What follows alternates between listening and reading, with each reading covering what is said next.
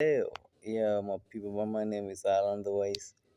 Leo nataka niwape siri moja ambayo kila binadamu yuko nayo ndani yake laifahamu. Hamna binadamu ambaye sio genius, ila kinachoangalia ni kwamba antena yako ambayo ni ubongo na moyo, maana moyo ni ubongo wa pili. Hivi ndio vinafanya maamuzi ya kila maamuzi unaochukua, kwa sababu taarifa hapa hisia, taarifa unayopokea na hisia unayoipata ndio maamuzi unaochukua. Kwa hiyo vitu vingi tunavyovifanya ni kwa sababu ulimwengu upi ambayo antena zetu zimekonektiwa. Kama kwenye ulimwengu wa tatu ndo ambao watu wengi wanaishi katika dunia, ni ulimwengu wa tatu, basi fikra zako lazima zitakuwa ni fupi fupi tu fupi, like ukitaka kitu fulani nimfuate mwalimu fulani ndo akanifundishe hiki, nimfuate mwalimu fulani akanifundishe, kwa sababu unaamini kwamba yule ndo anakijua kwa sababu yeye ndo amekisomea from chini.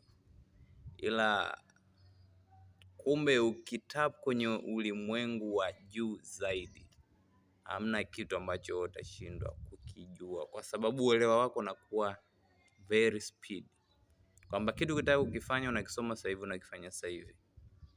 Na hiko kitu ni kila binadamu ana uwezo kukifanya kwa asilimia tuseme 90 binadamu anaweza kufanya. Tuseme za asilimia 10 ni wale ambao kidogo wanakuja na mapungufu ya akili.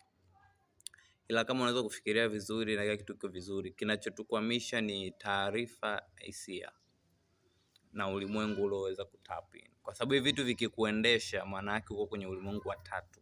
Sasa inabidi uanze kusogea kwenye ulimwengu wa 4, wa 5, wa 6, wa 7.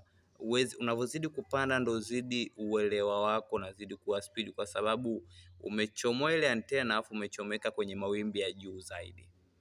Kwa hiyo itabidi najua niweze kutengeneza full video kuweza kuelekeza zaidi jinsi gani kuweza kuungamana na hiyo elimu ya juu zaidi ama ulimwengu wa juu zaidi. Kupitia hizi video zote nazotoa ni kitu ambacho najaribu kuelekeza ni hiki, kwamba fikra zako kuweza kuzitoa katika ulimwengu unaoishi, ulimwengu wa tatu, kuweza kuchomeka kwenye ulimwengu wa juu zaidi.